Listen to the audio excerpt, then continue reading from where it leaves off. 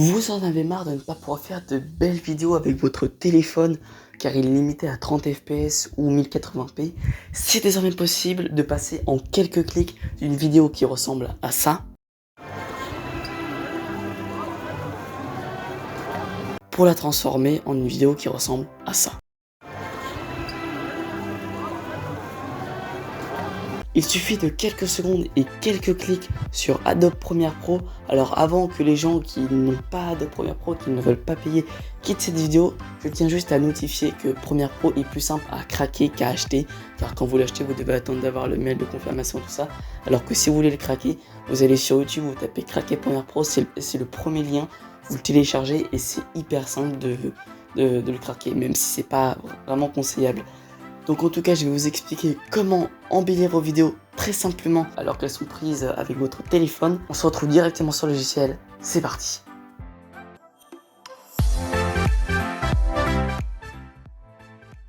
Donc voilà les amis, on se retrouve sur le PC, on va tout de suite lancer Adobe Premiere Pro pour pouvoir réaliser ça. Alors directement dans Premiere Pro, on va créer un nouveau projet, donc là-dessus vous touchez à rien, vous donnez juste un nom, on va l'appeler vidéo tuto, voilà. Vous prenez le nom vraiment que vous voulez, vous appuyez sur entrée. Donc voilà, là on est dans notre projet.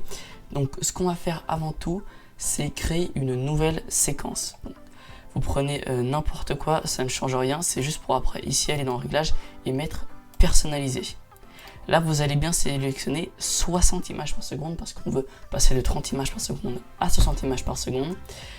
Là désormais, on va prendre la résolution de notre téléphone. Donc, elle peut varier, mais le standard, c'est 9/16e, donc en 1080 pixels par 1920. Donc voilà, si vous ne savez pas, mettez ça. C'est le mieux, c'est le standard. Ça va vous donner la meilleure vidéo possible. Vous rentrez le nom de votre séquence. Donc, on va l'appeler encore vidéo tuto, hein, sans trop d'originalité. Vous mettez le nom que vous voulez et vous appuyez sur entrée.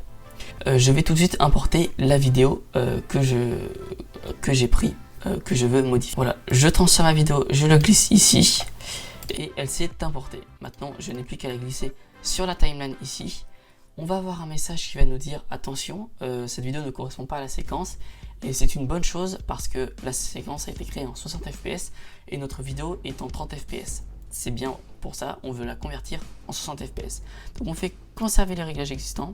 Nous, ce qu'on veut, c'est la convertir en 60 fps. Vous cliquez sur votre vidéo et vous appuyez sur vitesse et durée. Ici, au lieu de mettre échantillonneur d'image, vous appuyez sur flux optique. Vous appuyez sur OK et là, désormais, votre vidéo va être en 60 fps. Si vous ne voyez pas, vous pouvez faire un élément séquence, rendu de l'entrée à la sortie. Donc, Première va faire un rendu de la vidéo de A à Z. Le rendu a été effectué. Cela ne va pas se voir vraiment beaucoup au rendu, mais quand vous exporterez votre vidéo, vous pourrez bien voir qu'elle sera en 60 fps. Maintenant, on va ajouter une nouvelle chose qui est très importante. Vous voyez bien que cette vidéo n'est absolument pas stabilisée comme vous pouvez le voir sur la vidéo originale. Elle bouge énormément. Ce qu'on va faire, c'est qu'on va rajouter un effet de stabilisation. Voilà, et maintenant vous le glissez sur votre vidéo. Vous allez avoir un filigrane qui va apparaître avec écrit analyse en cours et dans les options d'effet vous allez avoir écrit stabilisation 15%, etc. en mettant le temps restant. Donc en fait Adobe Premiere va calculer la stabilisation de l'image, donc cela va prendre c'est normalement assez rapide selon la puissance de votre ordinateur et selon la longueur de votre vidéo. Donc voilà, là vous allez avoir écrit stabilisation en cours, il va y avoir un petit zoom qui va se mettre, mais maintenant la vidéo va normalement être parfaitement stabilisée. Voilà, donc on peut voir que c'est beaucoup plus stable. Alors ce qu'il faut faire attention, c'est que par défaut, le lissage est à 50%, or c'est vraiment assez gros comme valeur. Et donc si votre vidéo d'origine bouge beaucoup, des déformations, des sortes de petites vaguelettes sur votre vidéo, alors n'hésitez pas à baisser, vous pouvez même baisser à 10%, même il y en a qui baissent jusqu'à 1%. Bon, la stabilisation sera moins propre, enfin, nous on va mettre 25 là dans le cadre de ce tuto. On peut relire la vidéo et on voit qu'elle est parfaitement stabilisée, puis on n'a pas de grosses déformations au niveau de la vidéo. Maintenant que notre vidéo est plus fluide et stabilisée, on va ajouter quelque chose de très important, la colorimétrie. par défaut, vous pouvez voir que là, la vidéo a été prise et on a énormément de orange, de rose. Notre but est d'équilibrer les couleurs pour les rendre le plus naturel possible. Vous pouvez aller ici dans Color Lumetri si vous l'avez mis. Or, s'il n'est pas, vous pouvez aller dans Fenêtre ici et chercher jusqu'à Couleur Lumetri ici. Vous cliquez et il va s'afficher quelque part. Vous cliquez dessus. Donc voilà, vous cliquez sur la vidéo, vous allez dans Color Lumetri. Là, vous avez plein de paramètres par défaut. Alors peut-être que par défaut, ça va être comme ça. Donc on va ouvrir nous la correction de base parce qu'on va d'abord faire une correction de base. Et vous pouvez voir qu'il y a quand même beaucoup d'orange. Donc ce qu'on va faire, c'est que ici, dans la température, on va l'abaisser jusqu'à... Ouais, là ça me paraît déjà beaucoup plus naturel. Donc couleur lumétrie, on va aller un peu vers le vert. Pas trop parce que sinon ça risque de beaucoup se voir. On descend un peu... Ouais, quelque chose comme ça me paraît pas trop mal. Donc là déjà, vous avez des couleurs qui sont beaucoup plus naturelles. On peut même encore descendre un tout petit peu sur le bleu, je pense. Là, vous avez des couleurs qui sont beaucoup plus naturelles que la vidéo d'origine. On peut le voir. Ici, là, c'est vraiment assez saturé au niveau. C'est très, très chaud. Et là, on est un peu plus normal, un peu plus froid, mais normal.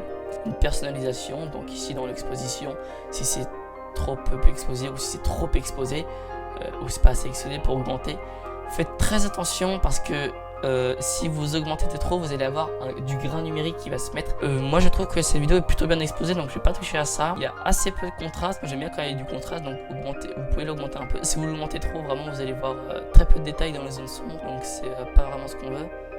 Si vous le baissez, ça va pas être très beau. Moi ce que je fais, c'est que j'augmente le contraste un tout petit peu, ça donne un petit effet. Je baisse un peu les tons clairs, les tons foncés.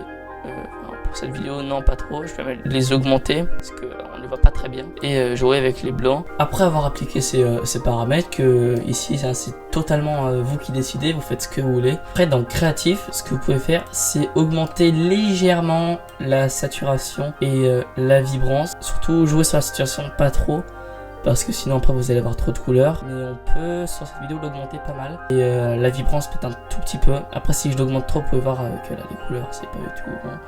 Et donc là vous avez des couleurs un peu plus fortes. Si vous avez une couleur dominante que vous souhaitez réduire, ce que vous pouvez faire, c'est par exemple je vais réduire le jaune parce que je le trouve trop puissant. Je sélectionne avec la pipette le jaune ici. Là, je baisse. Et vous pouvez voir que là le jaune sur la vidéo va être beaucoup plus fade. Alors ça c'est... Faites attention parce que c'est vraiment si vous avez une couleur qui est très forte à un endroit comme un panneau rouge ou quelque chose comme ça. Là on peut voir qu'il y a des gens qui sont habillés en jaune, le sol est un peu jaune. Du coup ça baisse la saturation de toute la vidéo. Il y a d'autres couleurs qui sont plus dominantes, enfin, ça fait quelque chose de très moche. Moi je ne toucherai pas tellement à ça. C'est vrai que le jaune est un peu fort donc je descendrai un tout petit peu très légèrement. Puis là on peut voir déjà qu'on a une vidéo qui est déjà beaucoup plus propre. Par rapport à l'original, on peut voir que la vidéo originale ressemble à ça. Donc c'est vraiment pas la même chose. Ici on a, regardez, là, le jaune est beaucoup plus beau sur celui-là que ici. Et on a une vidéo qui est stabilisée et plus fluide.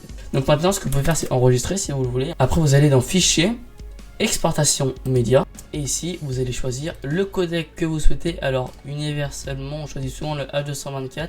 Même si le H225 est un meilleur codec, mais souvent utilisé dans les téléphones, donc vous pouvez choisir le H225. Vous donnez le nom que vous voulez et vous le mettez à l'endroit que vous voulez. Je le mets ici, je fais enregistrer avec le nom. Là, vous cochez bien rendu à la résolution maximale et utilisez la qualité du rendu maximal. La vidéo, vous vérifiez bien qu'elle est en 1080 par 1920 et ici qu'elle est bien en 60 fps. Si c'est pas le cas, vous décochez, vous mettez 60. Mais si vous avez bien dans la création de la séquence mis 60 fps, normalement ça ne devrait pas poser de problème. Donc voilà, maintenant que ça c'est fait, vous pouvez appuyer sur exporter. Et là, vous allez avoir la vidéo qui va du coup s'exporter. Et je vous montre le comparatif entre les deux vidéos tout de suite. Voilà les amis, en tout cas c'est la fin de cette vidéo. J'espère qu'elle vous aura plu, qu'elle vous aura aidé du coup à améliorer fortement les vidéos que vous prenez avec votre téléphone ou d'autres appareils qui ne sont pas forcément de bonne qualité. Vous pouvez voir qu'en quelques clics, là ça a été plutôt long parce que j'ai dû vous expliquer, mais lorsque vous avez le réflexe, ça peut vous prendre même 20 secondes pour faire tout ça et de rendre votre vidéo beaucoup plus belle. Et du coup vous pouvez voir si vous la publiez sur Instagram, YouTube ou peu importe, ça vous fera des vidéos qui seront beaucoup plus belles. Même avec votre téléphone qui ne fait pas forcément de belles vidéos. En tout cas j'espère que la vidéo vous aura plu. Pas trop de vidéos cet été vu que c'est les vacances comme d'habitude. Mais en tout cas j'espère qu'elle vous aura plu. N'hésitez pas à vous abonner aussi, c'est une option. Et en tout cas, moi juste là-dessus, c'était Glogère. Ciao!